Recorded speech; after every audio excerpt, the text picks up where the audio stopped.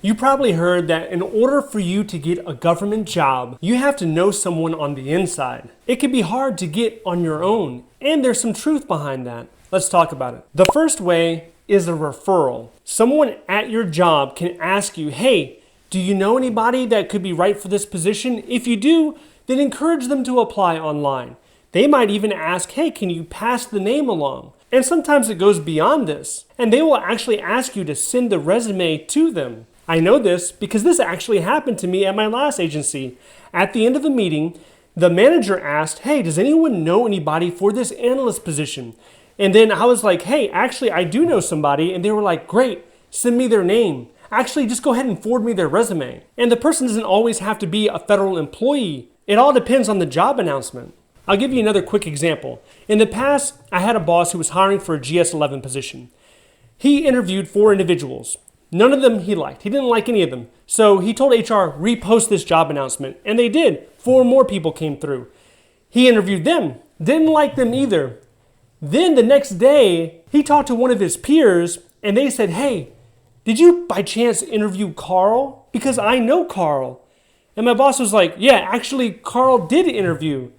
And then the next day, don't you know it, Carl got the job. Now, if you're still looking for a government job and you need help, then I would encourage you to check out the course link in the description below. The second way is if you actually know the hiring manager. So this can happen if you're already working in that federal agency. You could be working in one office and adjacent to you, there could be another office and they have a position coming up. And you interact with that person. You probably talk to that person 100 times. So you are a known quantity.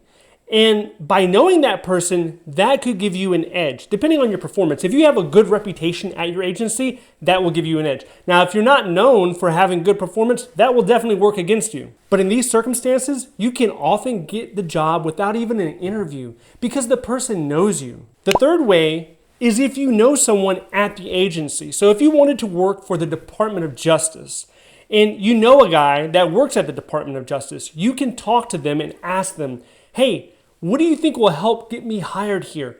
Are you willing to share maybe some of your resume information? Now, some people get a little awkward if you ask them for their resume up front. So you just kind of want to do what they call an informational interview. This way they can provide you some guidance on how they actually got the job. You can do this on LinkedIn by using a cold approach strategy, but it helps if you actually know the person or if you know someone that can make the introduction. Fortunately, when I started looking for government jobs, I knew somebody I worked with 10 years ago that was at the Department of Homeland Security. Now, I wasn't really interested in that department, but I was interested in getting a peek of her resume. So that actually helped me out a lot because I was able to look at the format and it gave me a good starting position. The fourth way is by getting a contracting job that actually supports that agency.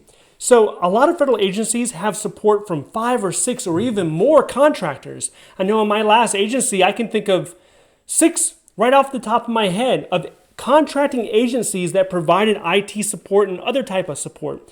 If you get a job at one of these contracting companies, which tends to be a little bit quicker, maybe a little bit easier, then when you apply for a federal government job, they see that and they understand that you know the acronyms, you know the culture. So it makes it a little bit easier for them to hire you. The fifth way is you are a military veteran and you stay in touch with your veteran service representative. You can find this person by visiting Feds Hire Vets and clicking Agency Directory and selecting the agency. I would email this person your DD-214 and a copy of your resume. Let them know that you're interested in working for that agency. And if a position opens up, as long as it's GS-11 or below, if that position opens up, you can get hired without that job announcement ever hitting usajobs.gov. I actually posted a poll on YouTube asking people what's the most important part of getting a federal government job. And 22% of you guys marked who you know as the answer. Knowing people and getting referrals can be a part of the hiring process, but it's not the most important part. The key is always to strengthen your resume and keep the persistence of applying. However, no matter what type of job you're trying to get, whether it's private sector or federal, one of the best uses of your time is to try to network, to reach out, even if you're an introvert.